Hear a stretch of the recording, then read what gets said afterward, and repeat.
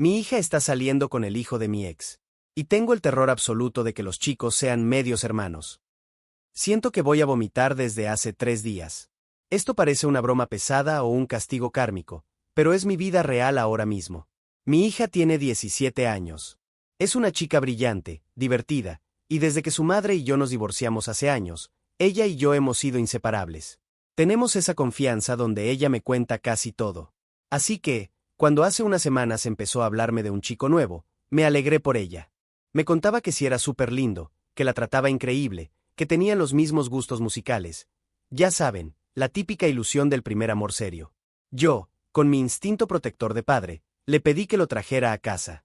Quería saber quién era el muchacho que tenía a mi hija flotando en las nubes. Pues bien, el viernes pasado finalmente lo invitó a cenar. El chico llegó puntual. Muy educado, bien vestido. Se presentó y hasta ahí todo fluía normal. Un chico de 18 años, bastante alto, con una sonrisa amable. Nos sentamos a la mesa, pedimos unas pizzas y empezamos a charlar. Yo le fui sacando información de a poco, lo normal para romper el hielo. Me explicó que se acababan de mudar a nuestra zona porque su familia quería un ambiente más tranquilo. Luego, sin darle mucha importancia, le pregunté a qué se dedicaban sus padres.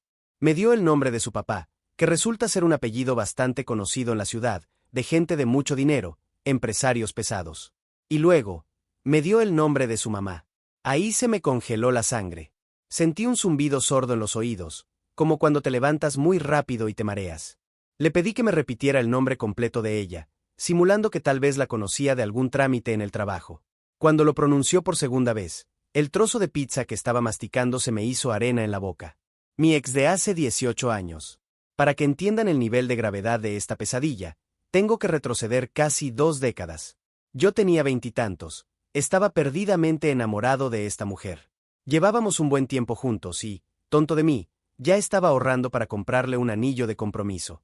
Sin embargo, las cosas se pusieron raras de la nada. Ella empezó a estar distante, a cancelar citas con excusas tontas, a poner su teléfono boca abajo en la mesa. Las señales clásicas que uno no quiere ver. Eventualmente me enteré de la verdad, y fue de la peor manera. Me confesó que llevaba meses engañándome con un tipo que acababa de llegar a la ciudad, casualmente el hijo de una familia muy acomodada que le prometía el sol, la luna y una vida sin preocupaciones financieras. Obviamente, el mundo se me vino abajo. Terminé con ella ese mismo día en medio de una discusión terrible. Corté todo contacto y traté de recoger los pedazos de mi dignidad para seguir con mi vida. Un par de meses después de aquella ruptura, me llegó el rumor por amigos en común de que ella estaba embarazada. Hice las cuentas en mi cabeza y el pánico me invadió. En ese entonces, reuní valor y le mandé un mensaje bastante directo. Le exigí que me dijera la verdad, que necesitaba saber si había alguna posibilidad de que ese bebé fuera mío. Me contestó unas horas después, con un solo mensaje cortante y frío. Me aseguró que el hijo no era mío, que el padre era su nuevo novio, y me exigió que no la volviera a buscar en la vida porque le estaba causando problemas en su relación. Como era joven, estaba destrozado y ella sonaba tan segura, le creí. O tal vez, siendo brutalmente honesto conmigo mismo, quise creerle porque era la salida fácil. Me tragué el dolor, cerré ese capítulo, conocí a la que fue mi esposa, tuve a mi hermosa hija y dejé el pasado enterrado. Y ahora, 18 años después, estoy sentado a la cabecera de mi propia mesa, fingiendo una sonrisa mientras veo a mi hija tomarle la mano al hijo de la mujer que me destrozó el corazón. Un chico que, si la biología y las matemáticas no me fallan, nació exactamente 9 meses después de mi última vez con ella. Esa noche, cuando los chicos salieron un rato a caminar, me encerré en el baño a echarme agua fría en la cara. Mi mente no paraba de hacer cálculos. El chico tiene 18 años casi recién cumplidos. Mi hija tiene 17. La línea de tiempo encaja de una forma aterradora. Observé sus facciones durante toda la cena buscando algún parecido conmigo, pero a esa edad y con la sugestión a tope, la mente te juega trucos. ¿Y si este chico es mi hijo? ¿Y si mi hija está saliendo con su medio hermano? No he podido dormir bien desde entonces. No quiero decirle nada a mi hija porque, si resulta ser una paranoia mía, voy a arruinar su primera relación seria y su confianza en mí por un trauma mío del pasado. Pero si no hago nada y resulta que sí son hermanos. Dios, no puedo ni escribirlo sin sentir asco, horror y culpa. Tengo que saber la verdad, pero no tengo idea de por dónde empezar sin detonar una bomba nuclear que destruya la vida de todos los involucrados. Actualización 1. Ojalá pudiera decirles que todo fue una gigantesca y retorcida coincidencia. Pero la realidad es que el agujero en el que estoy metido acaba de hacerse mucho más profundo, oscuro y aterrador. Después de leer muchos de sus comentarios, decidí que no podía seguir viviendo con esta angustia carcomiéndome por dentro. Necesitaba hablar con mi ex.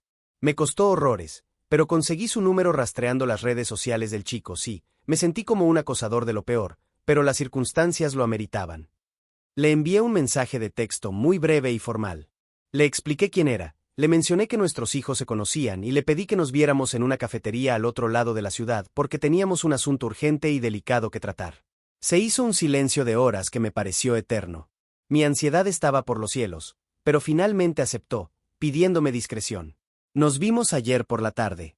Fue surrealista verla después de tantos años.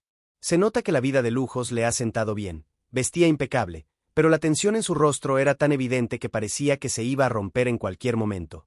Se sentó frente a mí, sin siquiera tocar el café que le pedí, y evitó mirarme a los ojos al principio.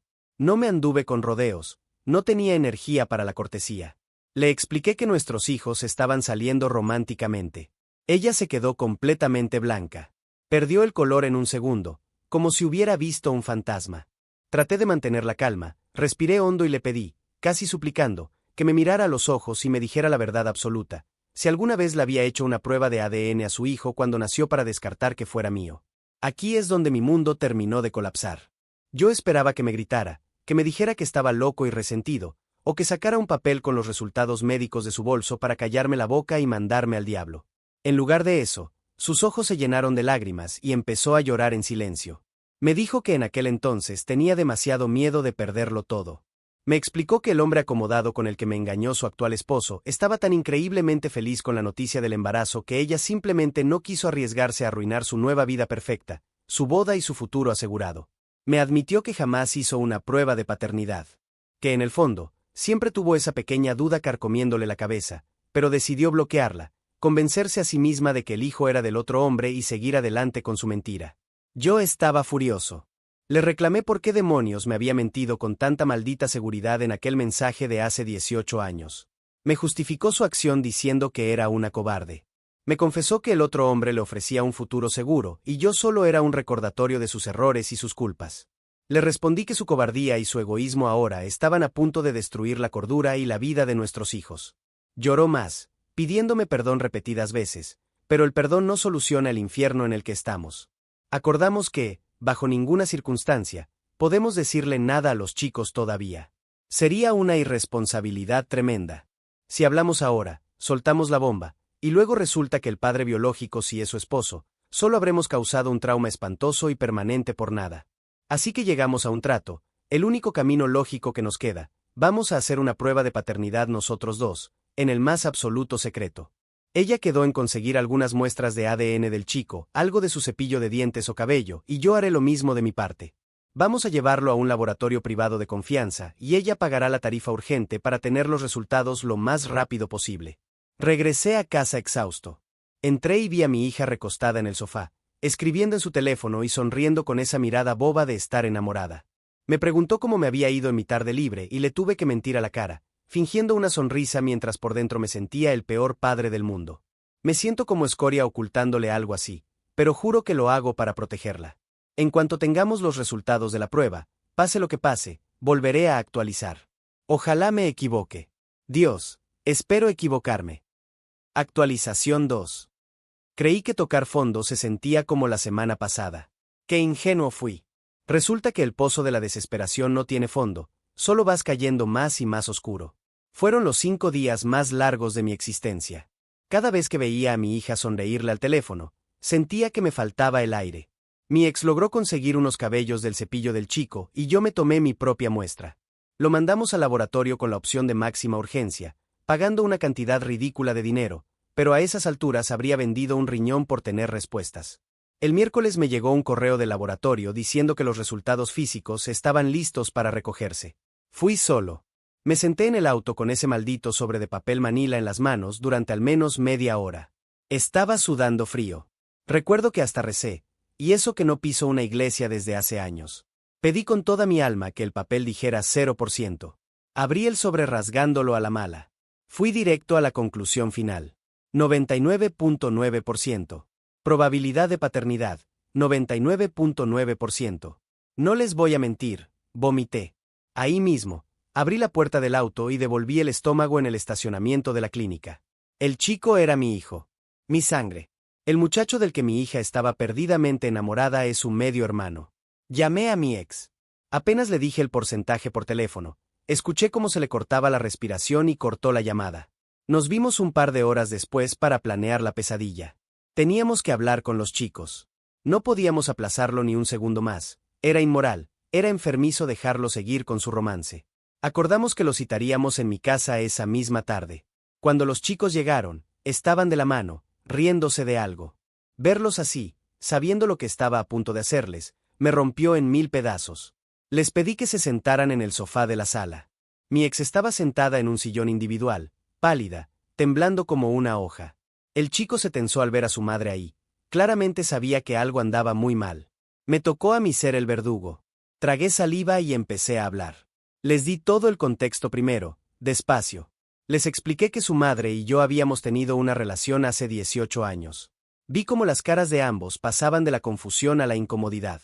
Pero cuando llegué a la parte del embarazo, a la mentira, a la prueba de ADN que me acababan de entregar, el silencio que inundó mi casa fue lo más ensordecedor que he escuchado en mi vida. La reacción de mi hija fue de negación absoluta. Se puso a negar con la cabeza frenéticamente. Me miraba con los ojos llenos de lágrimas, rogándome que fuera una broma macabra. Me repetía una y otra vez que eso era imposible, que ella lo amaba, que no podíamos hacerle esto. Trató de aferrarse al brazo del chico, como si yo quisiera separarlos físicamente.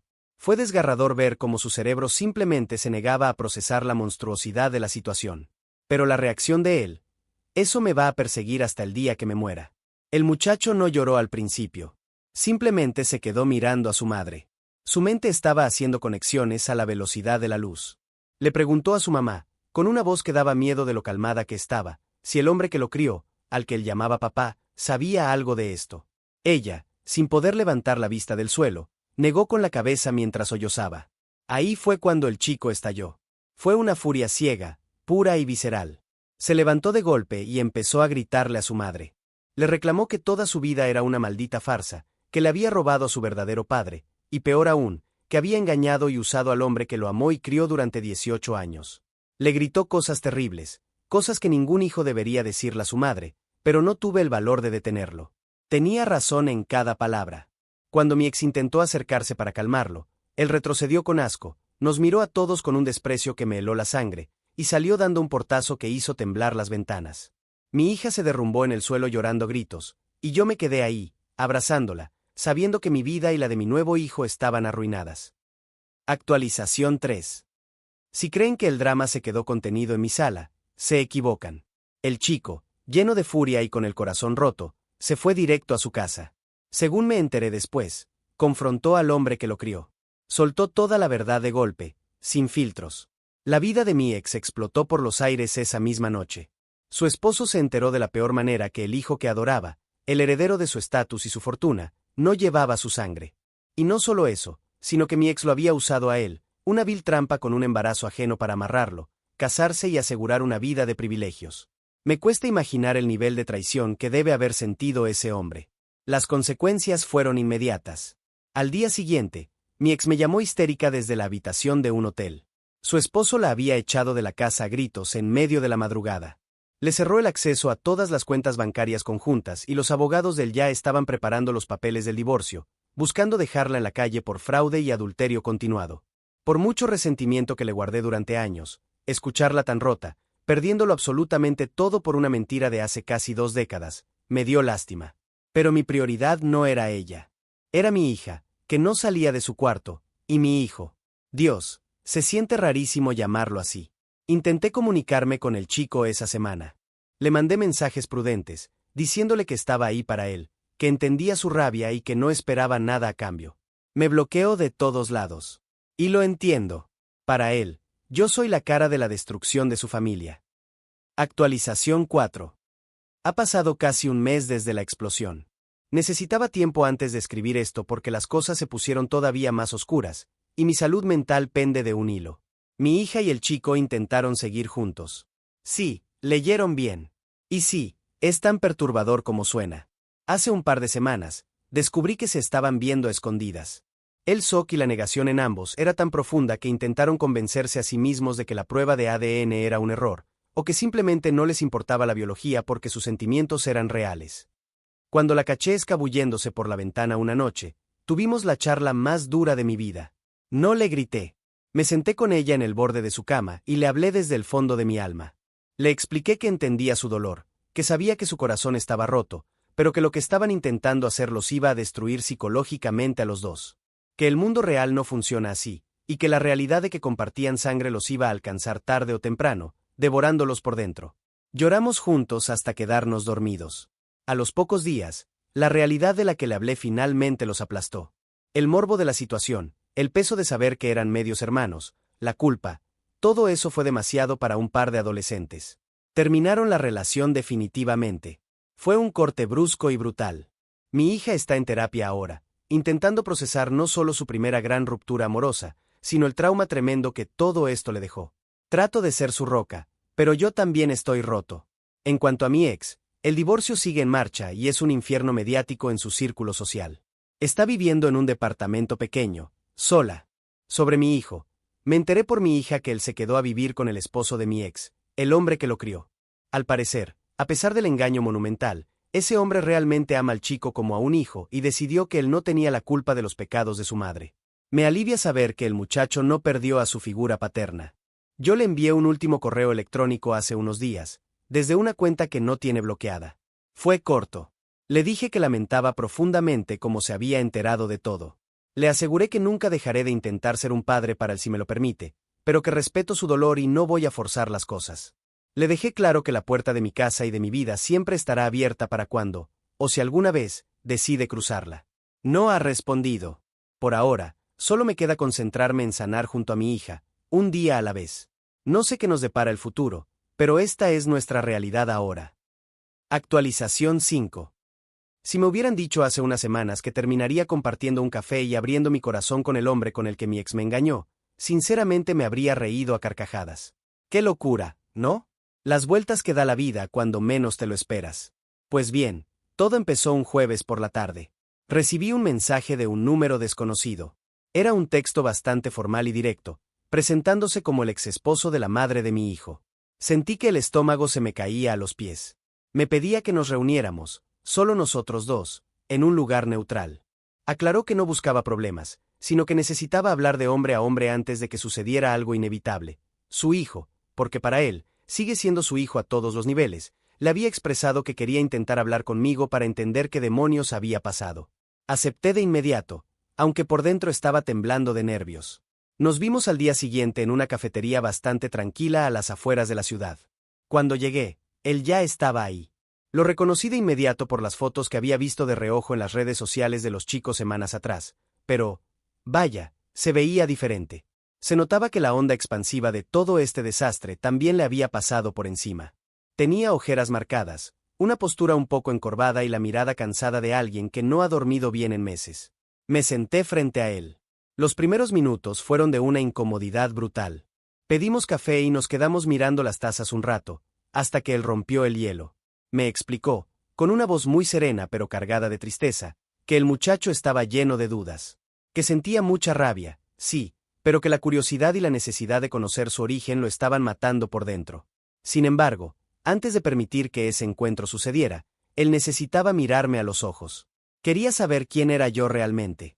Y entonces, empezó a contarme su versión de la historia de hace 18 años. Fue como armar un rompecabezas del que siempre me faltaron las piezas centrales. Me confesó que él nunca supo que era el amante. Me dijo que, cuando conoció a mi ex, ella le juró y perjuró que estaba soltera.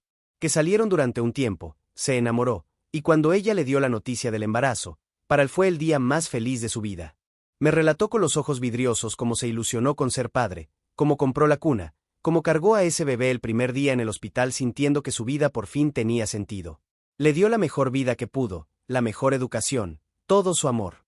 Nunca, ni por un segundo en 18 años, sospechó que ese niño no compartía su sangre. Escucharlo me rompió un poco más el corazón. Este hombre no era el villano arrogante que mi mente joven y herida había construido hace casi 2 décadas. Era otra víctima. Me tocó mi turno. Le conté cómo viví yo el engaño. Le hablé de los ahorros para el anillo de compromiso, de cómo ella se volvió distante, de la humillante ruptura cuando descubrí que había alguien más. Y, lo más importante, le hablé de aquel mensaje de texto.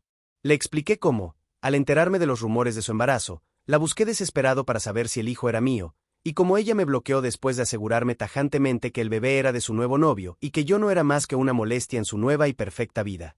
Hubo un silencio largo cuando terminé de hablar. Pude ver en su rostro cómo asimilaba todo. Creo que en ese momento ambos terminamos de entender la magnitud del monstruo de egoísmo con el que nos habíamos cruzado. No hubo reclamos entre nosotros. No hubo gritos ni competencia de egos. Solo dos hombres de mediana edad, cansados, dándose cuenta de que ambos habíamos perdido demasiado por culpa de la misma mentira. Al final, me miró con una madurez que admiro profundamente. Me dijo que entendía mi posición, que sabía que yo no los había abandonado por gusto y que, aunque le dolía en el alma pensar en compartir a su hijo, sabía que el muchacho tenía derecho a conocerme. Terminamos el café, nos dimos un apretón de manos firme, sincero, y nos despedimos. Fue un cierre extraño, pero infinitamente sanador para mí. Actualización 6. Unos días después de la charla con el padre que lo crió, recibí un mensaje directo del joven. Fue escueto. Me preguntaba si tenía tiempo para comer juntos el fin de semana. Le contesté que por supuesto, que él eligiera el lugar y la hora, y que yo me adaptaría. Antes de ir, tuve que afrontar una de las conversaciones más difíciles en casa. Me senté con mi hija en el sofá. Ella ha estado yendo a terapia y poco a poco va recuperando su chispa, pero el tema sigue siendo una herida abierta. Le conté con mucha suavidad que me iba a reunir con él. Le pregunté cómo se sentía al respecto y, sobre todo, si quería acompañarme o si prefería estar lejos de todo esto. Ella bajó la mirada, jugueteó con los hilos de un cojín durante un buen rato y, con lágrimas asomándose en los ojos, me confesó que todavía no estaba lista. Me explicó que para ella todo sigue siendo demasiado confuso. Pasó de verlo como el chico de sus sueños a asimilar que es su hermano, y el simple pensamiento de sentarse en una mesa con él le genera ataques de ansiedad. Le di un abrazo largo y fuerte, le aseguré que la entendía perfectamente y que no la iba a presionar. Sus tiempos son suyos y yo estoy ahí para respetarlos. Me dolió en el alma tener que dejarla en casa, triste, mientras yo sentía esta extraña mezcla de miedo e ilusión por ir a conocer a mi otro hijo. Llegué al restaurante unos 20 minutos antes. Era un sitio de hamburguesas tranquilo, nada pretencioso. Cuando lo vi cruzar la puerta, sentí que me faltaba el aire. Es increíble cómo cambia la perspectiva. Ya no lo veía a través del filtro del novio de mi hija. Ahora buscaba mis propios gestos en él, mi forma de caminar, la forma de mis ojos. Y Dios, sí que se parece a mí cuando yo tenía su edad. Se sentó frente a mí, visiblemente tenso. Parecía un animalito asustado a punto de huir. La comida llegó, pero ninguno de los dos comió mucho. Él empezó a hacer preguntas. Fueron preguntas duras, directas, disparadas casi con resentimiento. Quería saber por qué no insistí más. ¿Por qué me rendí con un simple mensaje de texto? ¿Por qué, si sospechaba, no moví cielo y tierra para averiguar la verdad hace 18 años? No me defendí ni intenté hacerme la víctima. Le respondí con la verdad más cruda y honesta que pude reunir. Le expliqué que yo era joven, que estaba destrozado por la infidelidad y que su madre fue increíblemente cruel y definitiva al alejarme. Pero también lo miré a los ojos y asumí mi parte de culpa. Le pedí perdón. Le dije que lamentaba en el alma no haber sido más terco, no haber desconfiado más, no haber estado ahí para enseñarle a andar en bicicleta, para sus cumpleaños, para sus graduaciones. Le dejé claro que mi ignorancia no borraba el hecho de que él había crecido sin mí, y que entendía si me odiaba por ello. Escuchó todo en silencio. Vi cómo la mandíbula se le destensaba un poco y cómo los ojos se le llenaban de agua, aunque hizo un esfuerzo titánico por no dejar caer ni una lágrima. Al final, antes de pedir la cuenta, le hice una promesa. Le dije que no estaba intentando usurpar el lugar del padre que lo crió, que sabía que ese hombre había hecho un trabajo maravilloso y que yo no quería robarle nada a nadie. Le expliqué que mi única intención, de ahora en adelante, era estar ahí, que si algún día necesitaba un consejo, ayuda con algo, o simplemente quería sentarse a tomar una cerveza en silencio cuando cumpliera la mayoría de edad, yo iba a estar disponible. Sin presiones. A su ritmo. Cuando nos levantamos para irnos, nos quedamos parados en la acera un momento. Él se metió las manos en los bolsillos, me miró al suelo y me dijo que necesitaba mucho tiempo para acomodar las piezas en su cabeza. Le sonreí, le dije que se tomara todo el tiempo del mundo. No hubo abrazos. No hubo lágrimas de película ni finales mágicos. Pero cuando se dio la vuelta para caminar hacia su auto, se despidió con un movimiento de cabeza y un gracias por venir, de verdad que me sonó más genuino que cualquier otra cosa. Regresé a casa con una sensación de paz que no había sentido desde hace meses. Todavía queda un camino larguísimo. Mi hija tiene que sanar, él tiene que procesar su nueva identidad y yo tengo que aprender a ser padre de un adulto que apenas conozco. Pero por primera vez desde que todo este infierno comenzó, siento que la tormenta está cediendo y empezamos a ver un poco de luz. Le seguiré actualizando conforme pasen los meses. Gracias, como siempre, por leerme y por todos los consejos. Ustedes me han salvado de perder la cabeza más de una vez.